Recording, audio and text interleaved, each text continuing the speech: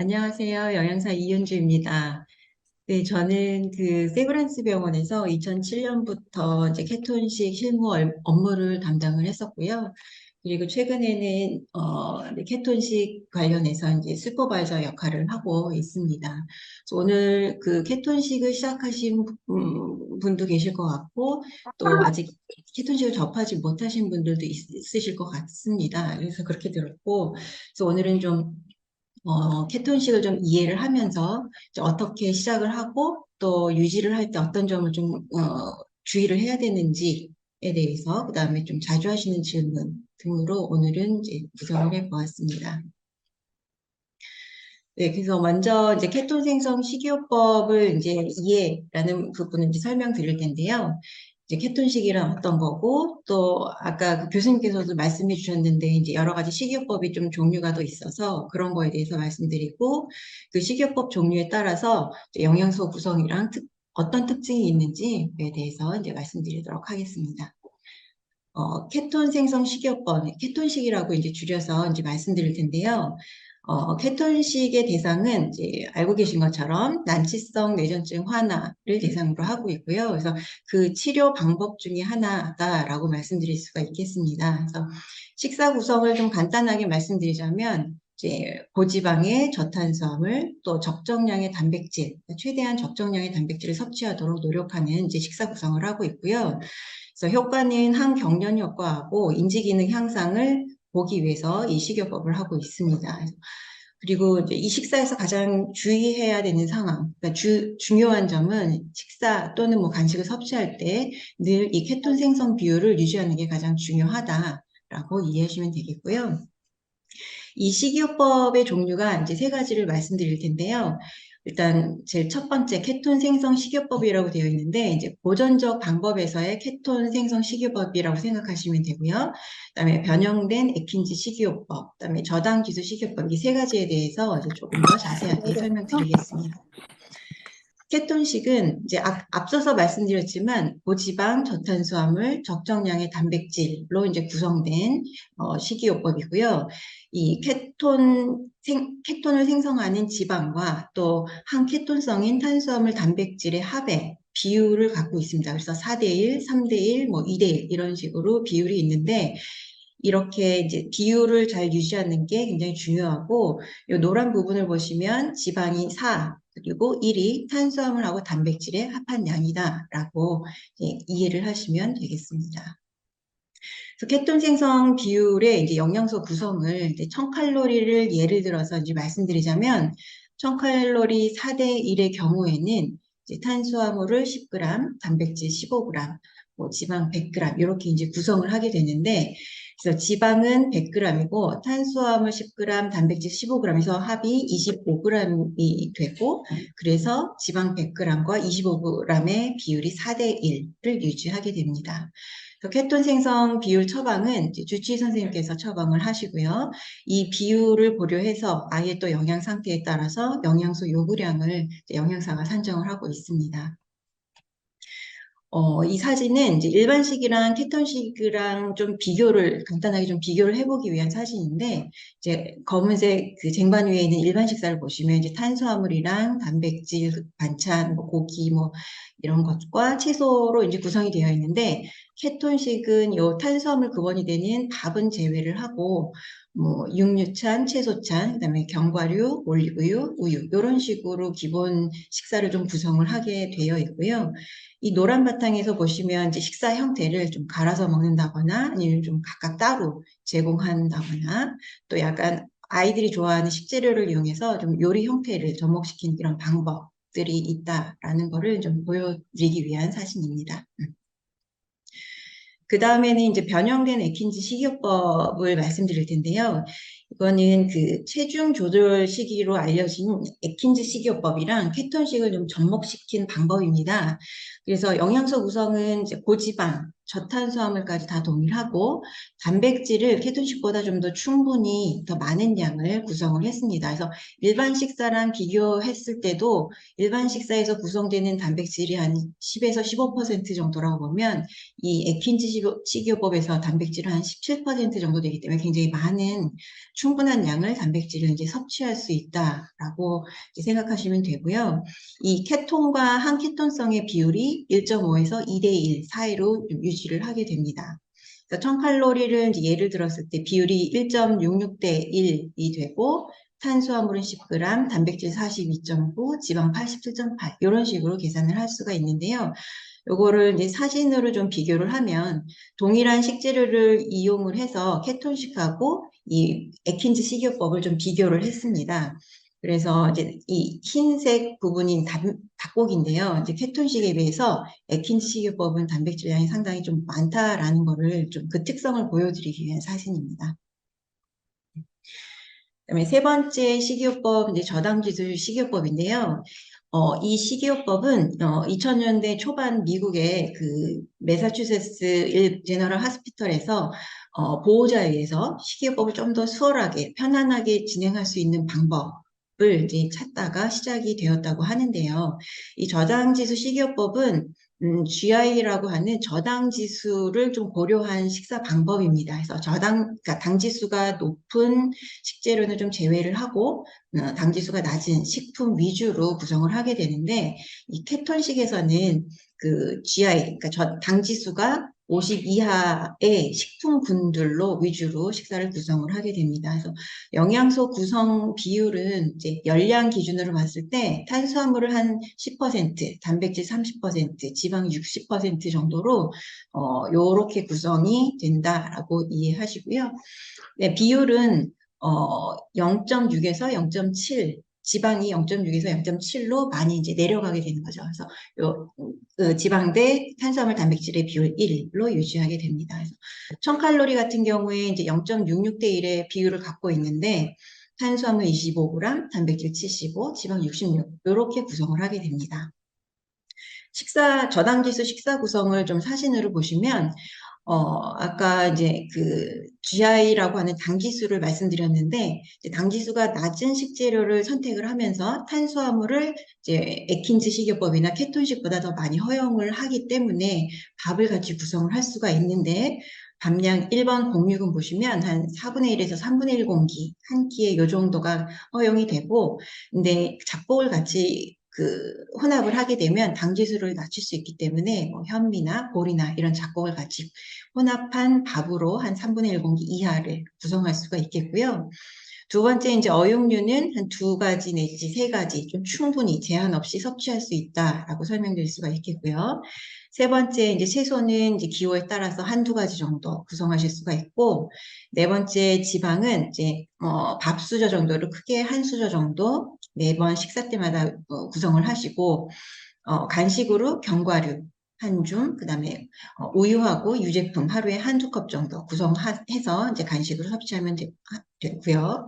그 다음에 이제 과일도 간식을 섭취할 수 있는데, 이제 GI가 낮은 과일 위주로, 그러니까 GI가 낮다고 그러면 이제 당도가 낮은 거죠. 그래서 열대 과일이나 이런 건 좀 제외를 하고요. 달지 않은 과일에서 50 이하의 그 과일 아주 소량 허용이 됩니다. 그래서 이렇게 저당지수 식사요법이 구성이 된다라고 보시면 되겠습니다. 그래서 영양소 구성을 이제 1000칼로리 기준으로 좀 비교를 해보면 케톤식, 에킨즈 식이요법, 저당지수 이렇게 세 가지를 이제 같이 보실 수가 있는데 오른쪽 면에 퍼센트 칼로리라고 되어 있는 부분을 보시면 탄수화물, 단백질, 지방의 그 열량 비율인데요. 각각 특성이 케톤식은 지방에서 대부분의 열량 90%를 그 공급하게 되고요. 에킨즈 식이요법은 케톤식에 비해서 단백질량이 많이 늘었습니다. 저당지수 식이요법은 두 식이요법에 비해서 탄수화물을 많이 허용을 해서 한 10% 정도로 탄수화물이 늘었다라는 이런 그 식사 방법에서의 차이를 보실 수가 있습니다. 그래서 세 식이요법을 비교를 해봤고요. 그러면 이제 케톤식을 어떻게 시작하는지 이제 말씀드릴 텐데, 아무래도 이제 제가 세브란스 병원에 있다 보니까 세브란스 병원에서 경험한 위주로 이제 설명을 드리게 되겠는데요. 그래서 케톤식 시작할 때 영양 관리에 이제 고려사항, 그다음에 각 식사를 5단계로 구성을 했고, 식사 단계마다 어떤 점을 주의해야 되는지에 대해서 이제 말씀드리도록 하겠습니다. 케톤식은 시작은 입원을 해서 시작을 해야 합니다. 어, 케톤식을 시작하면서 앞에서 말씀드렸지만 이제 케톤식을 시작하면 교수님도 말씀드렸지만 이제 그 뇌가 에너지원으로 케톤을 사용하게 되는 과정에서 조금 부작용이나 이런 좀 힘든 부분이 생길 수 있기 때문에 입원을 해서 시작을 하고요.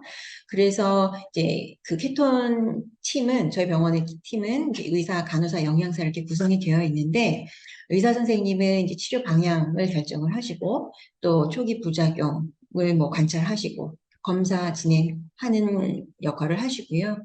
그다음에 간호사는 이제 그 주의사항이나 아니면 퇴원 후의 일상 관리에 대해서 이제 그런 부분을 담당하고 영양사는 식사를 제공을 하고 또 퇴원 후에 집에서도 식사를 유지할 수 있도록 그거 식사 원칙이라든지 식사 작성에 대한 교육을 진행을 하고 있습니다. 이런 각각 역할을 하고 있는데 저는 오늘 이제 영양사의 입장에서 이제 말씀을 드릴 텐데요.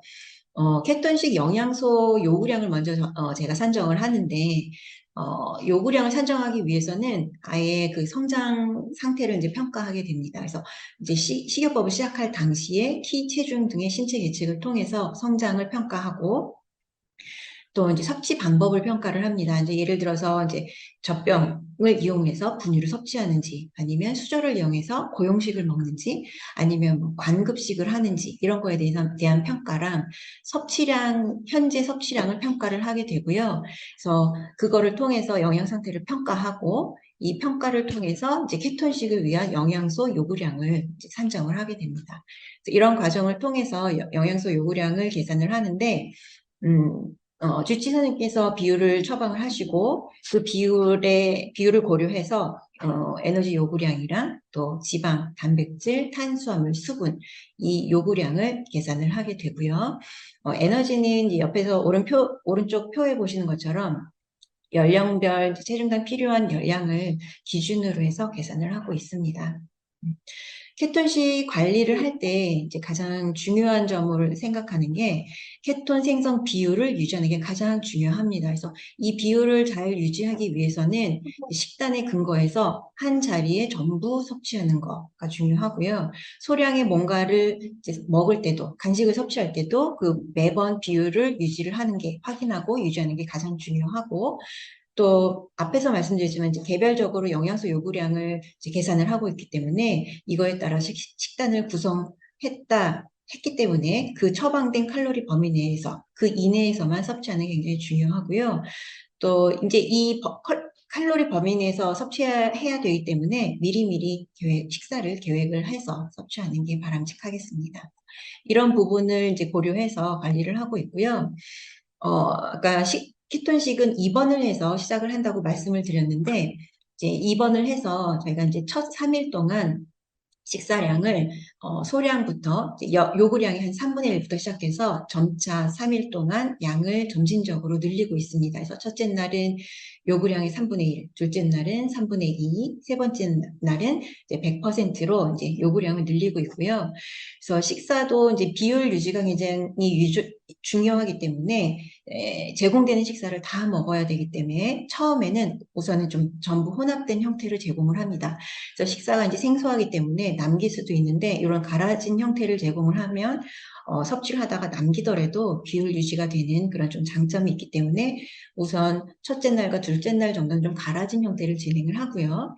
그 다음에 이제 아이들의 이제 성장 상태에 따라서 저작 기능이 가능하거나 이런 경우에는 이런 고형식으로 좀 구분도 할 수 있고 또 기름 먹기가 너무 힘들다 그러면 일부 뭐 올리브유, 견과류 이런 정도는 좀 일부 갈아서 이렇게 제공을 하는 방법으로도 식사를 구성을 하고 있습니다. 그래서 소량부터 시작해서 점차 늘려가면서 식사를 적응을 하고 있고요. 식사를 이제 계획하는 방법, 이제 5가지 스텝이라고 말씀을 드렸는데, 5가지 단계에 대해서 말씀드리겠습니다.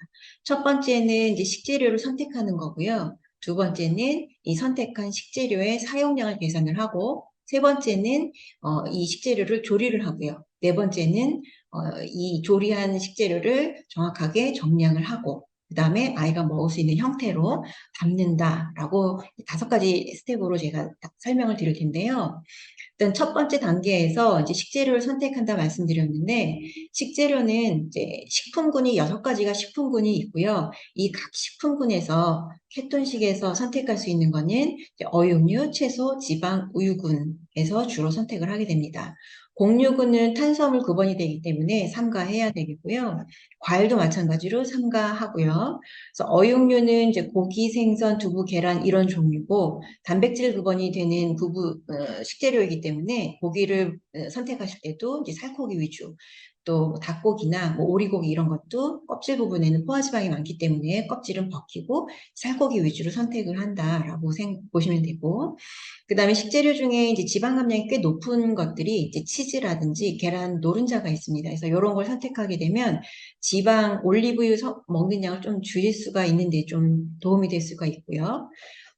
채소군에서는 이제 보편적으로 아이들이 좋아하는 거 위주로, 선호하는 거 위주로 선택을 하실 수가 있고요. 뭐 양배추, 애호박 이런 것도 선택할 수가 있고, 식사의 양을 좀 늘리려면 생채소를 이용해서 샐러드 형태를 이용하는 것도 방법이 될 수가 있습니다. 지방군에서는 이제 올리브유, 뭐 그 외에 참기름 이런 것들이 해당이 되고, 뭐 견과류도 지방군에 해당이 되고요.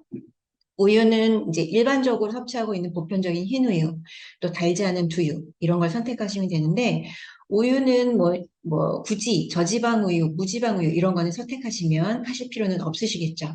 그 보편적인 흰우유를 선택하시고, 그 다음에 이제 요구르트 종류에서는, 당이 들어가 있지 않는 무가당 요구르트를 선택하실 수가 있고요. 그 다음에 이제 케토니아도 우유분에 한번 좀 넣어봤습니다. 과일은 이제 삼가할 수밖에 없고요. 과일 중에 지방 함량이 높은 거가 이제 아보카도가 있고요. 그다음에 이제 좀 토마토인데 방울토마토는 당도가 높아서 안 되고 큰 토마토 위주로 선택할 수가 있다라는 것도 이제 말씀드릴 수가 있겠습니다. 많은 양은 아니지만 그런 과일도 선택할 수가 있겠습니다. 지방 급원을 조금 더 자세히 설명드리자면 지방은 이제 주로 이제 식물성 기름에서 이제 선택을 하실 건데 올리브유를 메인으로 사용하시고요. 그 외에 뭐 카놀라유나 참기름, 들기름 이런 그 식물성 기름을 이용해서 이제 불포화 지방산 섭취를 좀 충분히 할 수가 있는데요. 올리브유는 이제 시중에서 쉽게 구입하실 수 있는 압착류, 질적인 면에서 이제 압착류가 좋기 때문에 압착류를 선택하시면 되는데 압착류의 그 특유의 향이 너무 힘들다, 아이가 힘들어한다 그러면 정제 과정을 거친 정제유가 있습니다. 그래서 질적인 면에서는 좀 떨어지긴 하지만 조금 향이 적기 때문에 수월할 수 있기 때문에 그런 정제유도 한번 고민해 볼 수가 있겠고요.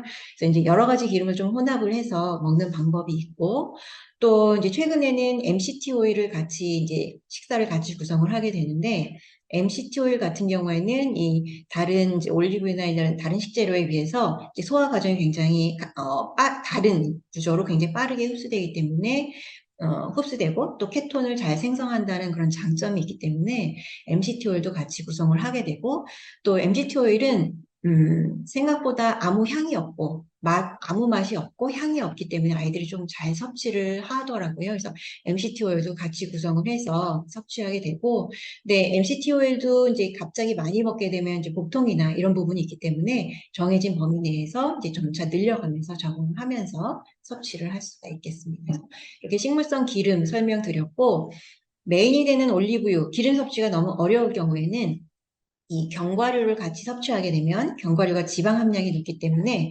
올리브 섭취량을 줄이는 데 도움이 될 수 있고 또 맛도 고소하고 딱딱해서 씹는 즐거움을 좀 느낄 수가 있습니다. 그래서 이런 견과류도 같이 지방 급원으로 쓰시고요. 그 다음에 그 외에 뭐 버터, 뭐 마요네즈, 뭐 이런 것들은 이제 포화지방 함량이 높기 때문에 사용은 가능하나 이제 너무 자주 쓰시는 거는 조금 고민을 해볼 수가 있는 부분이고 휘핑크림 같은 경우에는 좀 단맛이 있기 때문에 좀 자주 사용하는 데에는 좀 무리가 있을 것 같습니다. 그래도 이제 지방급원으로서는 같이 좀 색다르게 선택할 수 있는 부분이다라고 말씀드릴 수가 있겠고요.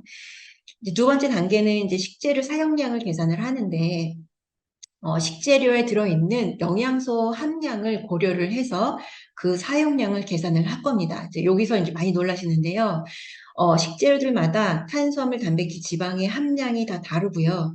그거를 저희 갖고 있는 식품 리스트에서 선택을 해서 그 사용량을 결정하고 총량이 우리 아이가 먹어야 되는 탄수화물, 단백질, 지방량과 일치하도록 계산을 하시면 됩니다.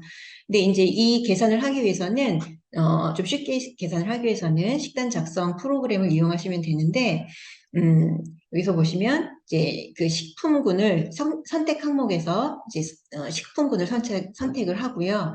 사용할 용량을 입력을 하고, 용량을 입력을 하게 되면 각각 식재료마다 탄수화물, 단백질, 지방이 계산이 돼서 탄수화물 합, 단백질 합, 지방 합, 그다음에 비율까지 확인을 하실 수가 있습니다. 그래서 요거를 이용해서 우리 아이의 요구량과 일치하도록 계산을 하실 수가 있습니다. 그래서 정확하게 계산해서 섭취하도록 이제 만든 프로그램입니다.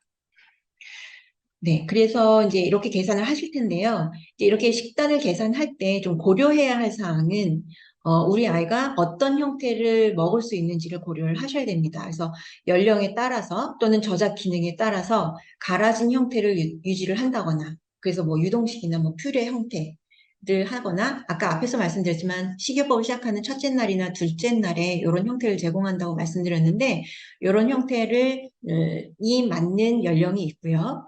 그 다음에 좀 큰 아이들은 또 씹는 즐거움을 주기 위해서 다른 식재료들을 각각 다 따로 이렇게 담아서 제공을 할 수도 있고요. 기름을 섭취하기에 너무 힘들 경우에는 올리브유하고 뭐 견과류, 우유 이런 몇 가지만 좀 간다거나 아니면 이제 뭐 토마토나 올리브유를 좀 갈아서 주스처럼 마신다거나 이런 부분도 이런 아이도 있었거든요. 그래서 일부 식재료를 좀 갈아서 이제 계획을 좀 미리미리 하신 다음에 식단을 짜시면 되겠습니다. 식단을 다 짜시고 나면 이제 식재료를 조리를 해야 되는데 조리 방법은 생각보다 간단합니다. 그래서 기름을 이용해서 튀기고 굽고 볶고 그래서 굉장히 간단한 조리 방법이고요. 그래서 이때 기름을 사용을 하게 되는데 이거는 앞에서 계산했던 이제 올리브유 양을 이용해서 조리를 하는 게 아니고요. 그거랑 좀 별도로 좀 자유롭게 참기름이든 들기름이든 다른 기름을 이용하셔서 자유롭게 조리를 하시고 별도로 기름을 이용해서 조리를 한다라고 기억을 하시면 되겠고요. 그래서 이렇게 이제 볶고 튀기고 이런 방법을 하다 보니까 조리 도구에서 가장 중요한 건 이제 프라이팬이 필요하겠고요. 또 갈아서 먹을 경우에 이제 믹서기나 블렌더 같은 게 필요하겠고 그 믹서기에 묻은 그런 그 음식물을 다 이제 알뜰하게 긁어내야 되기 때문에 알뜰주걱, 뭐 스패츌러 이런 것들을 이제 기본적으로 좀 필요하겠습니다. 다음 단계는 이제 정량을 하는 단계인데, 그때 가장 중요한 이제 전자저울도 필요하겠습니다. 그래서 이런 정도가 가장 기본적으로 필요한 조리 도구가 되겠습니다. 조리하실 때 이제 허용되는 것과 제한되는 식품이랑 조미료를 좀 구분을 하셔야 되는데, 소금 뭐 허용되고 있고요. 식초, 후추, 고춧가루, 뭐 고추냉이, 뭐 실파, 파슬리, 깨소금 이런 정도 다 가능하고요. 단맛을 낼 때 사카린 사용하는 거는 가능합니다. 그 사카린은 정말로 0칼로리이기 때문에 사용이 가능하고요. 근데 이제 단맛을 낼 때 뭐 설탕이나 뭐 꿀, 올리고당 이런 걸 사용하시면 안 되겠고 케찹, 케이크, 쿠키껌 이런 종류도 당연히 안 되겠죠. 근데 이런 장 종류에도 이제 탄수화물이랑 설탕이랑 이런 게 들어있기 때문에 이것도 좀 제한이 된다라는 걸 좀 구분하셔야 되겠고요. 네 번째 단계는 이제 정량을 하게 되는데, 식품의 무게를 이제 정확하게 이제 측정을 하셔야 됩니다. 그래서 전자저울이 기본적으로 필요하고요. 그래서 전자저울을 이용해서 정량을 하시고, 이 사진을 보시면 이제 조리할 때 필요한 도구가 이제 다 한눈에 보실 수가 있겠는데요. 예를 들어서 오늘 계란을 한다 그러면 계란을 스크램블을 해서 무게를 재시고, 또 애호박도 볶아서 이제 무게를 재시고, 그 외에 뭐 마카다미아나 뭐 올리브유, 뭐 우유 이런 거는 그거에 무게를 재시면 되겠습니다. 그래서 이거를 이제 경우에 따라서 믹서기에 이제 곱게 갈고 스패츌러를 이용해서 싹싹 긁어내서 이제 담으시면 되겠죠.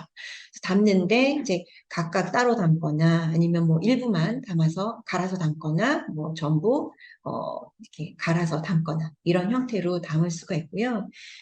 이렇게 이제 갈아서 담을 경우에는 뭐 믹서기, 블렌더 이런 거에 필요하겠고요. 아까 계속 말씀드리지만 좀 이 형태가 아이가 식사를 좀 거부한다거나 이럴 때 이제 먹다 남기더라도 이제 비율 유지가 좀 수월하기 때문에 그런 부분에서는 좀 용이하고요. 또 씹거나 삼키는데 좀 힘든 경우에도 이렇게 갈아진 형태로 유지하는 것도 좀 도움이 될 수 있겠습니다.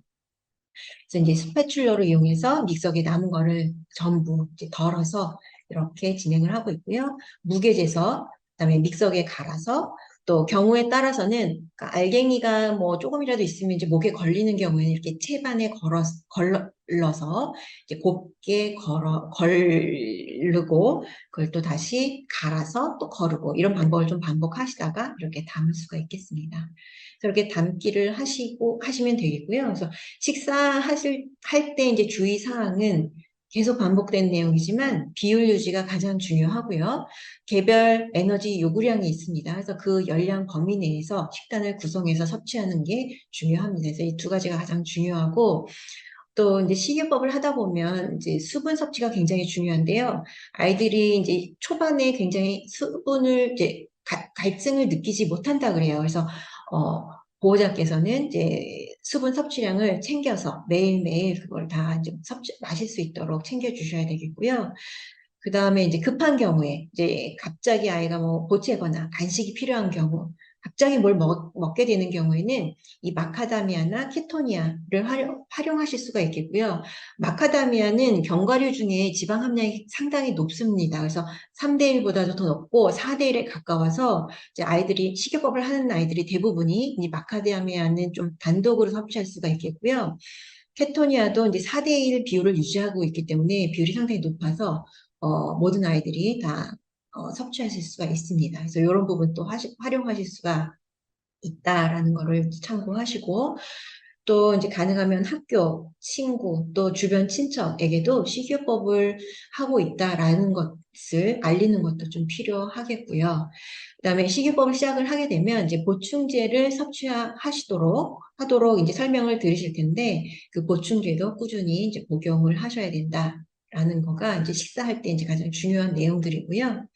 방금 케토니아 말씀드렸는데 이제 케토니아는 이제 고지방의 특수 영양식품이라고 되어 있고 비율이 4대 1입니다. 그래서 지방이 4고 1이 탄수화물, 단백질의 합한량이고 한 팩을 섭취하면 216칼로리를 이제 공급하게 됩니다. 그래서 비율을 언제든지 유지할 수 있는 점, 그 다음에 뭐 사용상의 편리한 점, 이런 점이 있기 때문에 식이요법을 시작하면 케토니아를 좀 챙겨 두셔야 되는 부분이 있고, 케토니아가 비율이 이제 4대 1이기 때문에 낮은 비율, 뭐 3대 1이든 2대 1이든 이렇게 하는 경우에는 다른 식재료나 이제 아니면 영양소, 이제 포뮬라, 단백질 가루나 이런 걸 좀 혼합을 해서 비율을 좀 낮추는 방법도 있습니다. 그래서 케토니아를 활용할 수 있다라는 걸 설명드렸고요. 그다음에 이제 세 번째는 이제 케톤식을 좀 장기간 유지하게 될 때에는 어떤 점을 좀 고려하셔야 될지 이제 말씀드릴 텐데, 케톤식을 하면서 발생될 수 있는 좀 불편한 점들, 또 퇴원 후에 어떤 점을 좀 관리해야 되는지, 또는 어떤 뭐 참고가 될 만한 자료들이 있는지에 대해서 이제 설명드리겠습니다. 케톤식을 진행할 때 이제 발생될 수 있는 문제, 이제 초기에 식이요법을 시작하자마자 생길 수 있는 문제는 탈수가 생길 수가 있고요. 또 저혈당증, 식사 거부 이런 것들이 있을 수 있는데 식사 거부 가장 힘든 부분이고요. 어쨌든 아이를 잘 독려해서 식사를 이제 전부 섭취할 수 있도록 노력을 하시는 게 필요하겠고 탈수가 많이 생길 수 있기 때문에 이제 충분한 수분 섭취, 하루에 마셔야 되는 수분을 좀 채울 수 있도록 이제 독려하시고요. 또 탄수화물을 이제 갑자기 제한을 하게 되는, 극단적으로 제한을 하다 보니까 혈당이 떨어질 수가 있습니다. 그래서 식이요법을 시작하는 동안에는 입원한 동안에 이제 그 혈당을 매일매일 아침마다 이제 검사를 하게 됩니다. 그래서 이런 부작용들이 있을 수 있고 식이요법을 시작을 했는데 간혹 체중이 갑자기 많이 빠지는 경우에는 열량이 이제 너무 부족하기 때문에 이제 영양 상태를 좀 유지하려면 그때는 칼로리를 좀 증량을 해야 되는 상황이 생길 수도 있고요. 또 체중이 갑자기 늘게 되면 바람직하지 않기 때문에 칼로리를 좀 감량하는 방향으로 좀 진행을 할 수가 있겠습니다. 그래서 초반에는 이런 부분에 대해서 이제 조정이 필요하겠고요. 그다음에 케톤식을 하면서 이제 단기 부작용으로는 위장관 관계 이제 증상이 있을 수도 있고, 요산이 증가한다거나 고지혈증 이런 부분들이 있는데, 이제 위장관 증상에서는 이제 설사, 변비, 구토 이런 게 있을 수가 있고요. 설사가 생겼다라고 하면 이제 탈수가 되지 않도록 수분 섭취 격려하는 게 굉장히 중요합니다. 그다음에 변비도 변비다. 그러면 아무래도 식사 섭취량이 좀 그 고용식의 양이 줄기 때문에 변비도 많이 생길 수가 있는데 수분도 물론 중요하고 생야채 양을 좀 늘려서 식사 부피를 늘리는 게 필요하고 그러면서 이제 섬유소 섭취량을 좀 늘리는 방법으로 식단을 구성하시면 좋겠고요. 구토가 있다라고 하면 아무래도 이제 식사할 때나 식사 후에 바로 눕지 않고 상체를 좀 올린 자세로 좀 당분간 유지하는 게 필요하겠습니다. 또 여기 이제 단기 부작용이고 이제 장기 부작용이라고 하면 뭐 지방 흡입성 폐렴, 뭐 골연화증 이런 부분들이 있기 때문에 퇴원 후에도 이제 추구 관리를 진행을 해야 되는데, 그래서 퇴원 후에 추구 관리가 굉장히 중요하고, 추구 관리를 하면서 항뇌전증 효과 평가도 하고, 또 합병증 관리도 하고, 또 이제 식이요법과 관련돼서 칼로리를 증량하거나 줄이거나 아니면 비율을 뭐 줄이거나 늘리거나 이런 조정이 있을 수 있기 때문에 추구 관리가 중요하다라고 말씀드릴 수가 있겠고요.